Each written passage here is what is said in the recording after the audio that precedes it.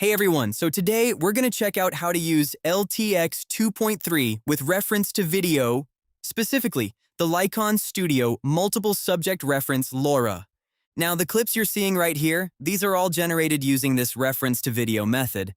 And this isn't your traditional single image keyframe approach or even first and last frame to video.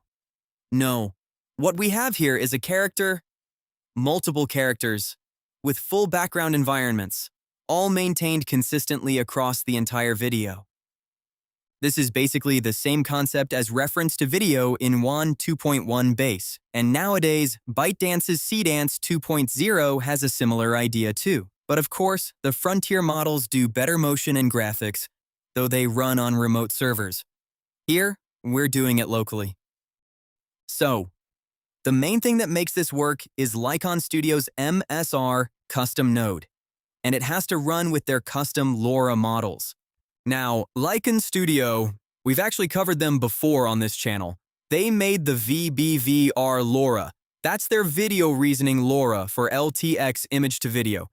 And the MSR LoRA is their newest release, built specifically for LTX 2.3. And honestly, the concept behind it is pretty cool. Check out some of the demos the creators put together. 2 characters plus a background reference. And here's the key part. The background isn't just a static image sitting there.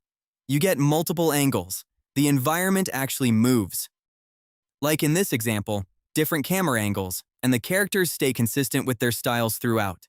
Same for the background reference image.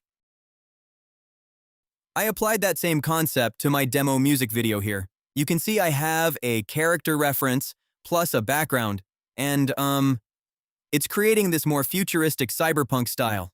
But I'm using the exact same reference to video pipeline in LTX 2.3, and all of this, generated clip by clip. Now for this music video project, I prepared everything up front. I created the audio tracks, and then I used Hermes Agents to build a pipeline that automates the background scenes. So in the video you see here, there's a server room scene. Then we've got these cyberpunk futuristic city environments that I prepared as background references.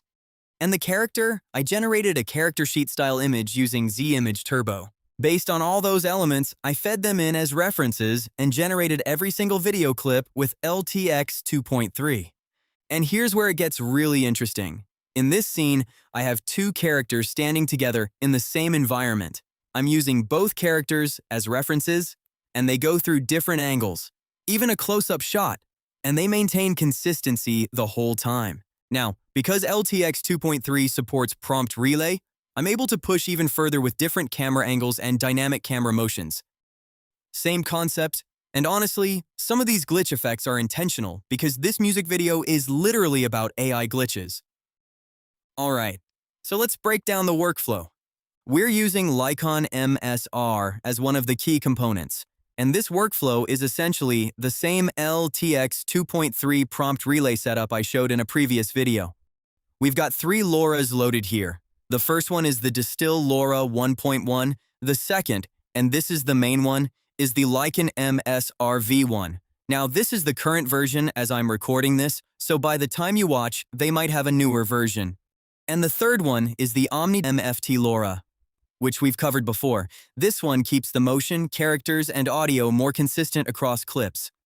I did try adding more LoRAs on top of these 3, but honestly, it started creating some weird artifacts with the MSR reference to video, so I'm sticking with these 3 for now. Moving on to the input settings. This is where you set your video dimensions, duration, and FPS. Now notice I'm setting the FPS to 50. That's high, and the reason is, the MSR LoRA settings specifically recommend 50 FPS. When you set it lower, the reference images start looking off in the final output, so just follow what the docs say. On the Hugging Face page, they recommend 50 frames per second for high motion scenes to ensure smooth motion and coherence. And that's especially important because we're doing multiple image referencing here. Now, since you're passing multiple reference images, you need to describe what each image actually is so the model knows which one you're referring to in the text prompt. In my workflow, I'm using prompt relay for the text prompting structure. In the global prompt, this is where I define each reference image. So for example, image 2, long hair, black and purple clothing. That's my character. Short description, but enough for the model to understand which image I'm talking about. Same thing for the other character reference and the background image, all defined in the global prompt. Then I move to the segment prompts. This is where you describe the character's actions and camera movements for each segment. So that's the standard prompt relay structure I covered in a previous video. The negative prompt. This is interesting. Normally, when you use the Distill LoRA or distilled model, you don't really need a negative prompt. But in the MSR sample workflow on Hugging Face, they actually include one with specific keywords for negative conditioning, and I tested it both ways, with and without the negative prompt, and it does affect the quality slightly. So I'm just following the author's recommendation on this one. Now, let's look at the graph structure. We pass the LTX condition, which gives us two conditions going into sampling. One is the CFG guide, and the other is the LTX crop guide. The CFG guide is what actually runs the sampling, and in the manual segment node, the step values here correspond directly to the sampling steps for the Distill LoRA. Then VAE decode at the end, very standard LTX pipeline for video and audio decoding. And that's it. That's how you get your videos out. So let's try another example. Here, I'm using a different background. Like I said before, I generate all the element images first. Characters, environments, backgrounds, and then use them as references. Prompt Relay handles the text prompting, describing which elements to reference and what actions to perform. The segment prompts focus on character movements and camera motions. And coming back to the video, here's one of the output clips from that demo music video. You can see the character stays consistent with the background. And the character sheet image I mentioned earlier, that was generated using Z Image Turbo with just text prompts. Single station, lost my job to code. That's the new equation. They say progress, but I'm feeling the regression. Human touch erase. Welcome to this session. Click, swipe, like, share. Living in a simulation with the reconnection in this digital nation. If you have a specific character LoRA, of course you can use the LoRA loader in ComfyUI instead. I'll put the workflow file in the video description so you guys can try it out and see what you can create with reference to video. Now, I think this approach is going to stay relevant for a while in the AI video space, at least with the LTX model ecosystem. There's also some new stuff coming. ByteDance recently showed off something called Bernini. It's built on top of WAN 2.2. And the video quality in their showcase looks great, but, you know, in reality, when you actually test it, it's not always the same story as what you see in the highlight reels. So I prefer this approach.